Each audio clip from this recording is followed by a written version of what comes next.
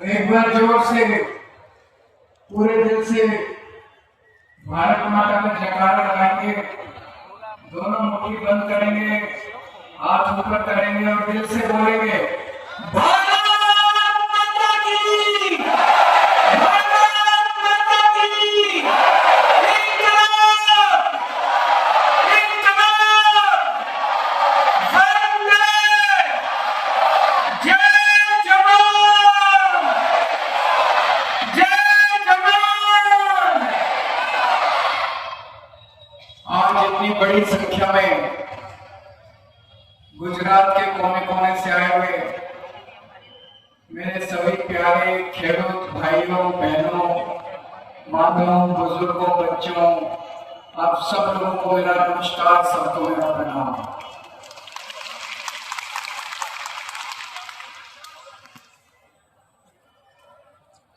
आज 31 अक्टूबर है, सरदार पटेल की जन्म जयंती है। आज से 150 साल पहले गुजरात की पवित्र धरती के ऊपर सरदार पटेल का जन्म हुआ था। आज हम उनकी 150वीं जन्म जयंती मना रहे हैं। सरदार पटेल को भारत का शेर कहा जाता है, गुजरात का शेर कहा जाता है। सबसे ज्यादा लड़ाई खेडूतों की भारत के इतिहास में सरदार पटेल ने लड़ी थी। 1918 में उन्होंने खेड़ा आंदोलन किया था। 1928 में उन्होंने बारडोली सत्याग्रह किया था, खेडूतों के लिए लड़ाई लड़ी थी, अंग्रेजों के खिलाफ लड़ी थी, अहिंसात्मक लड़ाई लड़ी थी। उनकी जितनी मांग थी, अंग्रेजों को उनकी सारी मांग माननी पड़ी। आज से 100 साल पहले अंग्रेजों के खिलाफ जो सरदार पटेल ने आंदोलन किया, अंग्रेजों ने कभी लाठीचार्ज नहीं किया,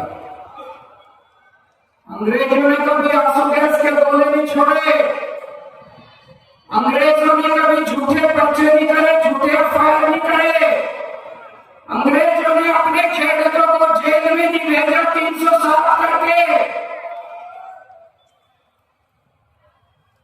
सरदार पटेल ने सपने में भी नहीं सोचा था कि 100 साल के बाद, आजादी के बाद अपने देश के अंदर इतनी गंदी, इतनी अत्याचारी बीजेपी की सरकार आएगी, जो अपने खेडूतों के ऊपर, जो अपने हक के लिए लड़ रहे हैं, उनके ऊपर लाठीचार्ज करेगी, उनके ऊपर आंसू गैस के गोले छोड़ेगी, उनके ऊपर झूठे पर्चे करेगी, उनको जेल में भेजेगी, उनको 300 साल के पर्चे करेगी।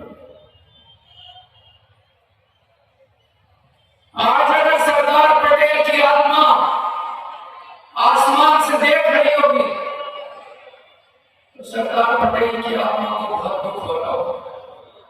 ये कैसा गुजरात हो गया, ये कैसी सरकार आ गई, ये कैसी सरकार है। आज सरदार पटेल की धरती के ऊपर किसान रो रहा है। आज सामने हमारे यहाँ पे 85 किसानों को इन्होंने 85 खेडूतों को जेल में डाल दिया। उनका क्या कसूर था? उनका कसूर था वो अपने हक के लिए लड़ रहे थे, अपना हक मांग रहे थे। आज उनको उन्होंने जेल में डाल दिया। हमने उनके परिवारों को आज बुलाया, उनको हम स्टेज पे बिठाना चाहते थे, उनका सम्मान करना चाहते थे आप लोगों के सामने। उनको स्टेज पे नहीं बैठने दिया इनकी सरकार ने, पुलिस को भेज के उनको स्टेज से उतार दिया। शर्म आ गई, शर्म आती है ऐसी सरकार की। मैंने उनके परिवारों से, कई परिवारों से बात की। सबसे पहले मैं ये कहना चाहता हूं उन परिवारों के साथ में, एक एक खेडूत को हम जेल से बाहर निकलवाएंगे, बड़े से बड़ा वकील खड़ा करेंगे, जो करने की जरूरत है वो करेंगे, सारे खेडूत को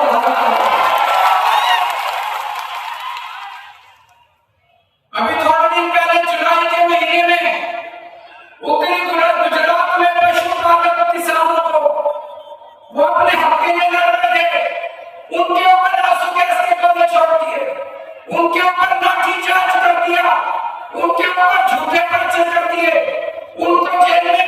किया। उसके पहले थोड़े दिन पहले चैतन्य साहब आदिवासियों के लिए आंदोलन कर रहे थे, आदिवासियों की आवाज उठा रहे थे, उनके ऊपर झूठे पर्चे करके उनको जेल में ले दिया, तो केवल जेल में भेजना था और उनको कुछ नहीं। इतनी 75 साल में गुजरात में इतनी क्रूर सरकार, इतनी अत्याचारी सरकार, इतनी अहंकारी सरकार आज तक गुजरात के लोगों ने कभी नहीं देखी है। किसान क्या मांग रहे हैं? किसान मांग रहे हैं कर्जा प्रथा खत्म होनी चाहिए, होनी चाहिए कि नहीं होनी चाहिए, कर्जा प्रथा खत्म होनी चाहिए कि नहीं होनी चाहिए, कर्जा प्रथा खत्म। अरे बीजेपी वाले तुम तो केंद्र में सरकार बनाई थी, तुमने कहा हम एमएसपी लेंगे, कहां गई तुम्हारी एमएसपी?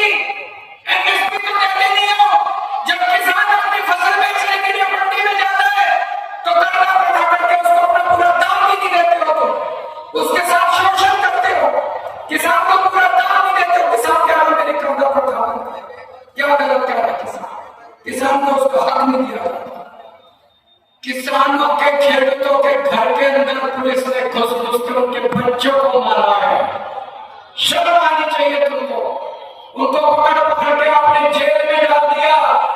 अभी दिवाली आई, अभी धनतेरस आई, अभी नया साल आया, ये बीजेपी वाले अपने घर में दिवाली मना रहे थे। हर साल वे अपने घर में अपने बच्चों के साथ दिवाली मना रहे थे। भूपेंद्र पटेल अपने घर में अपने बच्चों के साथ दिवाली मना रहे थे, और ये खेत परिवार बेचारे रो रहे थे अपने घर के अंदर, उनके बच्चे जेल के अंदर से रो रहे थे अपने घर के अंदर। दोस्तों, हम आपके परिवारों के साथ हैं। मैंने कुछ परिवारों से बात की। एक मां ने बोला, मैंने कहा मैं आपके साथ हूँ, आप चिंता मत करना। उसकी मां में मेरी आंखों में आंसू आकर उनकी बात सुनी। वो मां बोली मेरे को कोई चिंता नहीं है, मेरा बेटा गरीब खेतों के लिए लड़ रहा है, आजादी की लड़ाई लड़ रहा है, जितने मर्जी डंडे लगे मुझे कोई परवाह नहीं है। मैंने बोला मां तू चिंता मत करना, मैं भी तेरा बेटा हूँ, तेरे बेटे को पता में डंडे करेंगे पहले केजरीवाल को डंडे लगेंगे। 30 साल से, पिछले 30 साल से आप सारे खेतों ने भाजपा को वोट दिया, इतना वोट दिया, भर भर के वोट दिया, कोई कसर नहीं छोड़ी। 30 साल से इनकी सरकार, 30 साल से आप इसलिए वोट दिया था कि हमारे बच्चों को जेल भेजेंगे नहीं लोग, इसलिए वोट दिया था। उनको अहंकार हो गया है। आज किसानों के अंदर इतना गुस्सा है, ये बीजेपी वाले एक नंबर के गाय है, पुलिस को आगे करते हैं। मैं कहता हूं एक दिन पुलिस का सहारा छोड़ दो, ये खेडूत बीजेपी वालों को घर से निकाल के दौड़ा दौड़ा के मारेंगे, ऐसा मारेंगे बीजेपी वालों को दौड़ा दौड़ा के, इनको शर्म नहीं मिलेगी। एक दिन तुम पुलिस को पीछे कर दो, एक दिन पुलिस को पीछे कर दो, पूरे गुजरात के अंदर बीजेपी वालों का जीना हराम कर देंगे। 400 से ज्यादा मंडियों के अंदर मुझे पता चला सारे खेतों इकट्ठे हो गए। 400 से ज्यादा मंडियों के अंदर आंदोलन चल रहा है, और ये बीजेपी वाले तरीका है, रोज ट्रंप इनको धमकी देता है, रोज ट्रंप इनको धमकाता है, कहता है अमेरिका से आने वाली कपास पे इंपोर्ट ड्यूटी खत्म कर दो, बीजेपी वाले खत्म कर देते हैं। ट्रंप कहता है रशिया से ऑयल नहीं खरीदना, बीजेपी वाले ऑयल नहीं खरीदते। ट्रंप कहता है इंडिया पाकिस्तान का वॉर मैंने बंद कराया, बीजेपी वालों की हिम्मत नहीं है। ट्रंप कहता है कान पकड़ के ऊपर खड़े हो जाते हैं, बीजेपी वालों को कहता है ट्रंप नीचे बैठ जाते हैं। ट्रंप के सामने पैंट गीली हो जाती है इनकी बीजेपी वालों की, ट्रंप के सामने इनकी नहीं चलती।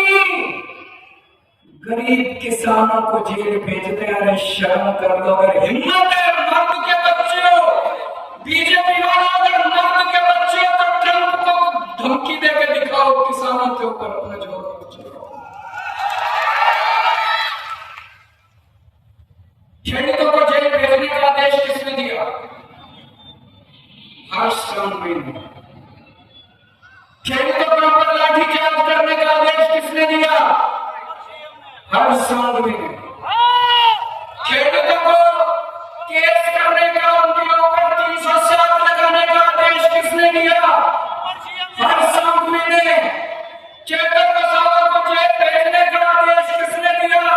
हर सांघवी ने प्रवीण राम को जेल भेजने का आदेश किसने दिया? हर सांघवी ने राजू कपाड़िया को जेल भेजने का आदेश किसने दिया? हर सांघवी ने। और बीजेपी ने हर सांघवी को इनाम देके डिप्टी सीएम बना दिया। तो बहुत अच्छा, बहुत मारो, बहुत मारो। उसको इनाम दिया, हर सांघवी को डिप्टी सीएम बना दिया। मैंने हरदर का वीडियो देखा है, किस तरह से खेडूतों को मार मार के, पुलिस डंडे मार मार के भगा रही है। मेरी आंखों में आंसू आ गए वो वीडियो देखने के बाद। मैं आज चेतावनी देना चाहता हूं इस मंच से बीजेपी वालों को, तुम्हारी उल्टी गिनती शुरू हो गई है। आज से 37 साल पहले कांग्रेस को भी हंकारा गया था। आज से 37 साल पहले कांग्रेस ने खेडूतों के ऊपर गोली चलाई थी, 14 खेडूत मारे गए थे। पिछले 37 साल से कांग्रेस की सरकार दोबारा नहीं आई है। वही हाल इस बार बीजेपी का होने वाला, भाजपा का। इस बार जो सरकार जाएगी, अगले 50 साल तक बीजेपी की सरकार गुजरात के अंदर लेगी। विसावदर का चुनाव हुआ, डर के मारे उन्होंने विसावदर के चुनाव के बाद मंत्रिमंडल बदल दिया। अब मंत्रिमंडल बदलने से काम नहीं चलेगा, सरकार बदली जाएगी गुजरात के अंदर सरकार। गुजरात के सीएम के भूपेंद्र पटेल अभी मंत्रिमंडल बदला, उनको सीएम से डमी सीएम बना दिया। उनकी सीएम की नहीं चलती, अब भूपेंद्र पटेल की नहीं चलती। अब हर सांघवी सुपर सीएम है। पूरे पटेल समाज को उन्होंने अपमान किया है। पटेल समाज के भूपेंद्र पटेल को उन्होंने सीएम से डमी सीएम बना दिया, उनकी नहीं चलती है। अब उनकी हर सांघवी सुपर सीएम बन गए, उनकी चलती है। और कांग्रेस बीजेपी के साथ मिली हुई है, कांग्रेस और बीजेपी का गठबंधन है। मैंने एक बार कहा था दोनों पति पत्नी है, कौन पति है कौन पत्नी है। बीजेपी और कांग्रेस वालों के ज्वाइंट धंधे हैं, बिजनेस करते हैं एक साथ, करते हैं कि नहीं करते? दोनों के बिजनेस चलते हैं एक साथ। कांग्रेस नहीं चाहती कि बीजेपी जाए, कांग्रेस चाहती है बीजेपी रहे, उनके धंधे चलते रहे। ऐसा क्यों होता है कि चेतन वसावा चल जाता है? ऐसा क्यों होता है कि प्रवीण राम चल जाता है? ऐसा क्यों होता है कि केवल आम आदमी पार्टी वाले कांग्रेस वाला कभी जेल नहीं जाता? ऐसा कैसे होता है कांग्रेस वाला जेल नहीं जाता, केवल आम आदमी पार्टी वाले जेल जाते हैं? कुछ तो सेटिंग है कि नहीं है? कुछ तो सेटिंग है दोनों के अंदर।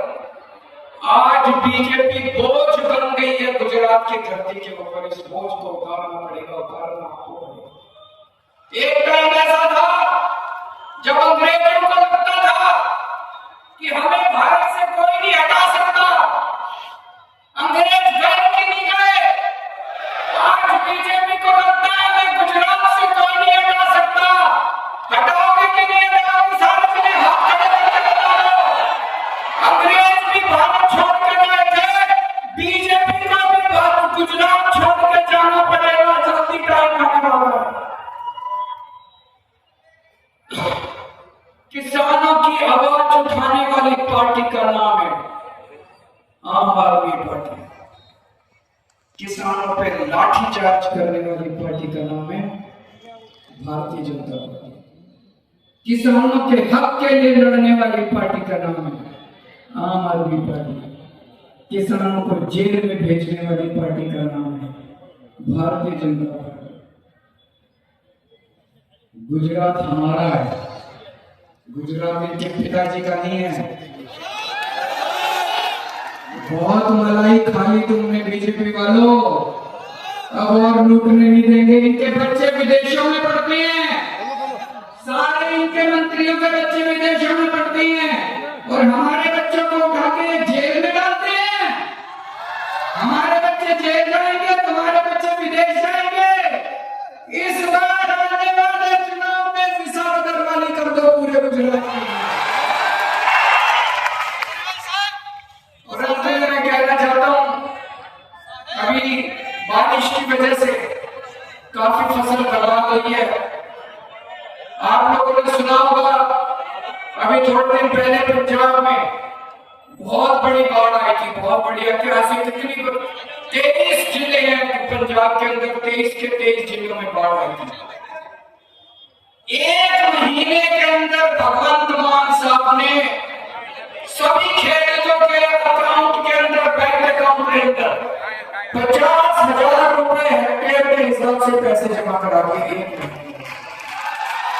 आज हम खेतों की तरफ से मांग करते हैं गुजरात सरकार को कि जिनकी फसल बर्बाद हुई है, सब लोगों को 50,000 हेक्टेयर के हिसाब से उनके अकाउंट के अंदर पैसे जमा करें।